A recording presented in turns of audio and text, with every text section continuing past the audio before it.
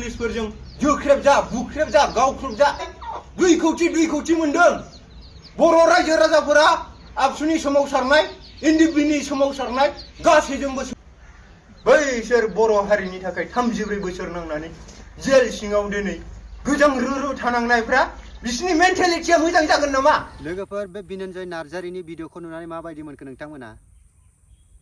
आंनि साननायावबा आं सासे लिडार हिसाबै जुदि बे भिडिअखौ खोनासङोबा एसे बर' हिसाबै आंबो बिराद दुखु मोननाय फैगोन। पिस एकर्डआ मानि सोरनि थाखाय जायामोन बेखौथ' बयबो मिथिखागौ। पिसखौ मानि थाखाय लाबोदोंमोन? बै हाथियार दैदेग्रा मानसिफोरखौ हाग्रायाव थानायनिफ्राय माने गोजोन थासारियाव लाबोनो थाखाय बानायदोंमोन ना। दिनै जाय बिथांमोननि थाखाय जोंनि बिटिआर एग्रिमेन्टआ जानानै फैदों पिस एकर्डआ, नाथाय बे पिस जायनि एग्रिमेन्टआव बे पिसनि नामजों खालामदों बे पिस लाबोग्रा मानसिफोरखौनो जेलावसो सोनानै दोनहैफिनदों। बेनो सान्थि जोंनि बर'नि गेजेराव। जाय मानसि बिथांमोना जोंनि जाथिनि थाखाय थै-थां माने हाग्रा बंग्रा थानानै एसेबां गोबाव 34 इयार्स नांबोबाय। दिनै जाय सान्थिनि जुक्तिनि गेजेरजों बिसोरबो उदां अख्राङाव माने संसार जानो थाखाय बा मानसिफोरजों मिलायनानै थानो थाखाय बिस्राबो मोनसे मोन्थाय दंमोन। बे मोन्थायखौ दिनै फुरा बे एग्रिमेन्टनि गेजेरजों थगायनानै बिसोरखौ आरोबाव बे खोमसि मोनसे फिसा रुमाव थानो थाखाय आरो खाबु होबावदों। बेनि थाखायनोथ' दुखु मोननाय दङ। मानि थाखाय बुंनो गोसो जायो दिनै। जोंहा रावजोंबो पार्सनेलि दुश्मन गैया, सोरबा पार्टिजोंबो दुश्मन गैया। आं सिगांनि भिडिअआवबो होनबोगासिनो दं, जायखि पलिटिकेल पार्टियानो जायाथों मानो नों पलिटिकेलखौ गेले, नाथाय बै बिथांमोनखौ जेबायदि जेंनायाव खोख्लैनानै दिनै नोंसोर सियाराव जिरायनानै बासनबाजि खालामबाय थाबा मालाबा मोनसे मोजां जागोन नामा? एसे आङो डिफेन्सनि सार्भिसमेन हिसाबै आं बुंनो सानो, मोनसे समाव आङो मोनसे एम्बुसआव थांदोंमोन। डिफेन्स पार्सनाव जाय मानसि साख्रि मावो बिस्राथ' हाथियार लानानै उदां बेरायनो हानायनि मोनसे पावार दं। बेयाव बिस्रा गिनांगौ गैया। बिसोर दुश्मनफोरखौसो गावथारो। नाथाय बिसोरबो जोंबो जेनेबा सार्भिसमेना जायफोरा एम्बुसआव थाङो 100 बार भगबानखौ खुलुमनांगौ जायो, जाहाथे बे एम्बुसआव थांनानै सोरबा दुश्मननि गुलिया नाङा बा थैया। नाथाय बिसोरथ' एनि टाइम लाखोमानानै हाग्रायाव थाखोमानानै जोंनि जाथिखौसो रैखाथि खालामबोदों। बिसोरो हारेक घन्टा हारेक आगानावनो बिसोरनि थाखाय गिनांगौ मोनसे बाथ्रा दंमोन बै समाव। अब्लाबो बिसोर जेनाखै।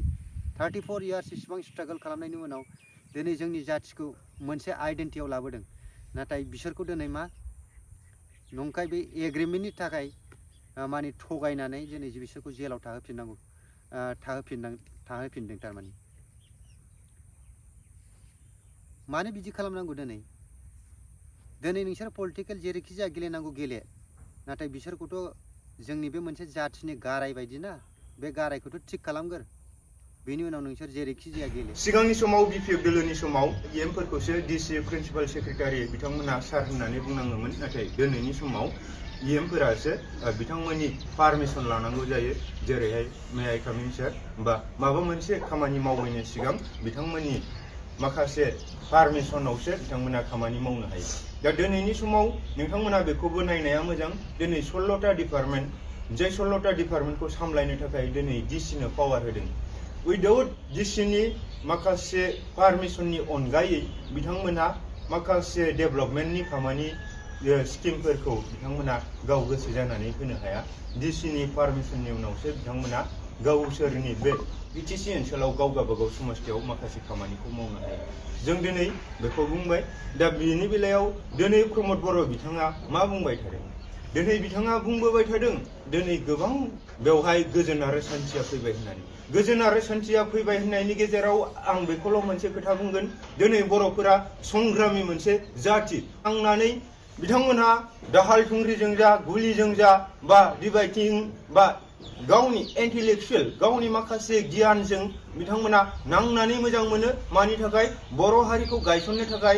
बर' हारिया जोनोम जाजेननाय समनिफ्रायनो जेब्लानि समाव बिथांमोना बाथौ धोरोमखौ सिबिनानै इसोरखौ सिन्थिनानै बिथांमोना बे बुहुमाव आगान होफैदोंमोन, बै समनिफ्रायनो बर' हारिया राजा रानिनि गेजेरजोंब्लाबो गावनि रायजो सान्थ्रि सैनिकफोरनि गेजेरजोंब्लाबो बिथांमोना दिनैसिमबो नाङैनो दिनैसिम बेबायदि परिबेसाव फैदों। नाथाय दिनै बर' हारिया मोनसे नांसोमग्रा हारि। बर' हारिया गावनि थामोनथा, गावनि रैखाथि, गावनि मान सन्मान, गावनि हारिमुखौ अराय सम फोथांना लाखिनोनो बर'नि जोंनि दिनैनि आबै आजौमोना नांसोमनानै दिनै बर' हारिखौ दिनैसिम बेबायदि मिरु जिरौबाबो हमथानानै लाखिबोदों। नाथाय बिटिआर सान्थि सुक्तिनि गेजेरजों गोजोना फैबाय होननानै बुंदों। येस, गोजोना फैबाय होननानै बुंगोन। मानोना बै समाव गोबां हाथियार लाग्रा हान्जा दंमोन। जोंहा बिएलटि दंमोन, एनडिएफबि दंमोन। बेबायदिनो बर' हारिनि गेजेराव गोबां हाथियारनि गेजेरजों नांसोमदोंमोन। हाथियारनि गेजेरजों सरकारजों नांसोमोखाय बेवहाय सरकारनि माखासे सैनिक सान्थ्रि हान्जा, आर्मि, पुलिस, सिआरपिएफ, बिएसएफ बेफोरबायदिया बर' हारिनि माखासे जाय बिथांमोना रिभलिउसनारि हाथियारनि गेजेरजों नांसोमग्रा दावहारु बिथांमोनखौ नागिरनायनि बेलायाव जों बर' हारियानो बिथांमोनखौ जाहोग्रा लोंहोग्रा नालाय जों बर' हारिनि न'खरनि सोरबा फिसा फिसौ बिदा फंबाय बिब' बिनानाव बिथांमोनखौबो बिथांमोना जिनाहारि खालामलांदोंमोन, गावथारलांदोंमोन, बुख्रेबलांदोंमोन। थिग बेबायदिनो जोंनि गेजेराव गोजोना फैयाखैमोन। नाथाय बिटिआर सान्थि सुक्तिनि गेजेरजों जोङो नांसोमबाय थाला।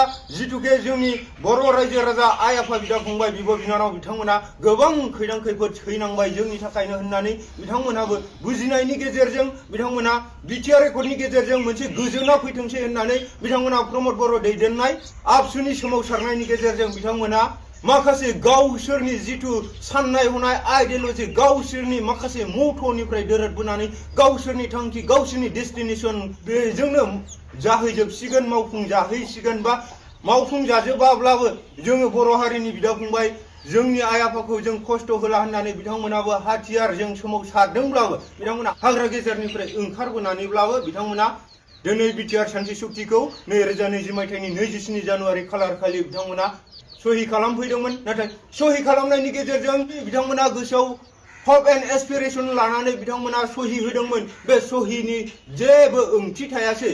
बिथांमोना जे दिनै मोनसे जोंनो आलादा हादर नांगौ होननानै सोमावसारदोंमोन, आलादा हादराबो जाफुंजायासै। गारनानैब्लाबो नोंसोर दिनै रसा नांना थादो होननानैब्लाबो आबसुनि सोमावसारनायाव थाइबा 10 थाखा 20 थाखाबाबो हरदों, 1000 थाखा लाखबाबो हरदों। सोरबा एनडिएफबिनि सोमावसारनायावबाबो आयौ बिसिनाथ' बिराद गिथावना, ओजों ओंखामबो संना जाहोदो, ओजों आर्मिफोर फैगोन नामा गिलुं गिलुं, ओजों नोंथांमोनखौबो दोनखुमादो, ओजों सिआइडि थादो। बेसेबां सातजारला सैनांनानै नोंथांमोनखौ बर'नि आंगोनि बिदा फंबाय, बर'नि बिर जोहोलाव होननानै सिबिबोदों। दिनैनि समाव बिटिआर एकर्डनि गेजेरजों दिनै बर' समाजा मा जानो थांदों? जोंनिथिं हाबगोननो गहपुरसिम हाबनायखौ मस्ट वेलकाम। नाथाय 41टाल' गामि, 41टा गामिया नैबे फार्स्ट नय दैनिफ्राय जोंनि आप टु आलुपारासिम दरसे बेसेबांबा गोजान बेखौ लाना जों गोजोननोसै नामा? जोंहा कन्ट्रिबिउसन गैया नामा? जोंनि जेबो सेक्रिफाइस गैया नामा? बिटिआर एकर्डनि गेजेरजों डाइरेक्ट लिरना लाबोमोन गहपुरसिम हाबनांगौ, डाइरेक्ट गाव बाख्लो बुख्लाबो थानो मोना, डाइरेक्ट कन्टिकिटि लानांगौमोन। नोंथांमोना दा सेटेलाइट खालामनो थांदों। सेटेलाइटनि सायावबो आं दा जेबो बुंला दे, हाबबानो जाबाय मोनसे खोथायाव आंनि फालनिफ्राय, आंनि अपिनियना। नाथाय लिरना लाबोनो हायाखै, हाबाखै जे। दिनै नोंथांमोना मा सानदों? बिटिआर सान्थि सुक्तिनि गेजेरजों दिनै माखासे जेल जानाय बारग' एनडिएफबि बिथांमोना दिनैसिमबो जेलाव गोदाव सोराव जानानै दं। बैखौनो नोंथांमोना बुंबाय थादों बिटिआरआव गोजोना फैबाय। सोरनि थाखाय सान्थि सुक्तिखौ खालामदोंमोन? बै जेल जानाय, बै सिलाय लाग्रा एनडिएफबि जोहोलावजोफोरनि थाखाय सान्थि सुक्तिया जादोंमोन। सोरबा आबसुनि प्रमद बर', लरेन्स इस्लारि, सोरबा आबसु वर्कारनि थाखाय गोजोन सान्थि सुक्तिया जायाखै। नोंथांमोना गोजोनखा अराय सम, नोंथांमोना नन भायलेन्स सोमावसारनायखाय नोंथांमोना गोजोनखा। खिन्थु असान्थिया सोरा दंमोन? बै एनडिएफबि हाथियारजों नांग्रा, जाय जेरावहाय सैमाजों मावजिजों नायलायनो हाया, नुबानो अरलायलायो, नेवलायजों जिबौजों नायलायनो हाया, नुबानो बिथांमोना केरेट गेलेयो, सौलायलायो, अरलायलायो। थिग बेबायदि बैसिनि थाखाय दिनै सान्थि सुक्तिया जादोंमोन। सान्थि सुक्ति जानायनि उनावहाय बै सोरबा बारग' एनडिएफबि बिथांमोना मानो जिउ गोमाबाय थानांखो? दिनै सोरबा जोबथेसालियाव थानांनाय एनडिएफबि बिथांमोना मानो दिनैसिम जेलाव थानांखो? दिनै सोरबा एनडिएफबिनि दैदेनगिरिफोरानो बुङो दिनै सोरबा कनभिक्टेड जाखानायखौ जोङो सरकारा बरननो हाया बिसिनि बिमा बिफायासो बिसिनि न'खरनि बाय बाहागियासो उकिल हमनानै आयेननि गेजेरजों बरननांगोन होननानै बुंदों दा सोरबा कनभिक्टेडआ मानो जादों सोरबा कनभिक्टेडआ मानो जादों बर' हारिनि थाखाय जादोंथ' आरे बाबा गबिन्द नोंबो मोनसे समाव जेल जादोंमोन नोंनि थाखाय बिथांमोना सिजफायाराव थानांदों रन्जन दैमारिया दिनै नों रन्जन दैमारिखौ नों बासायफिननो खोथा बुंदों नामा खामानि मावदों नामा नोङो जुदि हमजायामोनब्ला दिनै इन्डिबिया सिजफायारावबो थानाङामोन दिनै मानो नोंखौ बासायनो थाखाय सिजफायाराव थानानै नोंखौ उदां खालामदों जोबथेसालिनिफ्राय दिनै नोंथांमोना सरकार दं दिनै सान्थि गोजोन गोरोबथाया फैखाबाय दिनै नोंथांमोनाथ' बरननांगौ ना फेरेंगाया मा बुंदों फेरेंगाया सोरनि थाखाय बेलाय रन्जन दैमारिखौ बरननायानो इसु जायोब्ला सरकारा मा मावनो आरे बाबा नों सोरनि थाखाय दिनै बे गादिखौ मोनदों बेखौ नों साननानै नाय दिनै आरो मोनसे गिदिरसिन नोंथांमोननि गोरोन्थिया मा नोंथांमोना जेनेरेल एमनेस्टि लाबोनो हायाखै जेनेरेल एमनेस्टि थानायमोनब्ला बावहाय जेबो खोथा साननांगौ गैलामोन दाय गोनाङानो जा गैयियानो जा गिदिरथारानो जा फिसायानो जा जेनेरेल एमनेस्टिनि गेजेरजों बयखौबो उदां खालामनो नोंसोर क्लसाव लिरना लाबोनायमोनब्ला दिनै साननांगौ गैयामोन नाथाय फैबाय थानाय समा माबायदि गिख्रंथाव जों नुहुरो दिनै फाग्ला बायदि बोरनानै दं जेल सिङाव नोंथांमोना गोजोना फैबाय होनदोंना नोंथांमोननि थाखायनोथ' बर' हारिनि थाखायनोथ' जेल जानांदोंना बिथांमोनाबो दिनै बिथांमोना जुथा जरासो गैया जेकेट गांसे गैया गोजां बोथोराव बिथांमोनखौ नोंथांमोना सरकाराव थाना नायदोंना नायदों नामा नोंथांमोननि केडारमोन नोंथांमोननि लिडारमोन बिथांमोनखौ नायहैदोंना नाथाय जेनेरेल एमनेस्टि नोंथांमोना जे लिरनानै लाबोनो हायाखै दिनैनि गोजोन समानो दिनै जि गोजोन बेखौथ' जों नुहुराखै जों बुंना होनायनि थाखाय जोंहा दायनिगिरि जाया जों प्रिडिक्सनबो खालामनो हाया खिन्थु अनुभब खालामनायनि गेजेरजों बैखौनो नुहुरो दिनै गोजोन गोजोन होनबानो जाया गोजोनखौ गायसननो थाखाय गोजोननि थाखाय खामानि मावनांगोन नोंथांमोना दिनै ना सिखि मोननो हादोंना सोरबा बारग' एनडिबिफोरखौ उदां खालामनायनि थाखाय खामानि मावदों जों दुखु मोनो बिं ए बर' बिमानि गोरबोआव जोनोम मोननायखाय जों दुखु मोनो बैसोर बर' हारिनि थाखाय 34 बोसोर नांनानै जेल सिङाव दिनै गोजां रुरु थानांनायफ्रा बिसिनि मेन्टेलिटिया मोजां जागोन नामा जुदि साम टाइम बिसोर बेल मोनोब्ला अब्ला गोजोना फैनोसै बुंना होनायनि थाखाय दाय जागोन जों रावजोंबो कन्टेक्ट गैया नाथाय गाबखाङो मोनथिहरो अब्ला नोंथांमोना मा मावनो सानदों बेखायनो आं बुंगोन दिनै जोंनो पलिटिकेल पावारखौ मानो नांगौ पलिटिकेल पावारनि गेजेरजों जों गासैबो खामानिखौ मावनो हायो पलिटिकेल पावारनि गेजेरजों जों गासैबो खामानिखौ मावनो हायो दिनैनि पलिटिकेल बा बिटिसिनि सासनाव जिरायनाय गादियाव जिरायनाय बिथांमोना माखासे दैदेनगिरि बिथांमोनखौ बरहननो गोसो गैया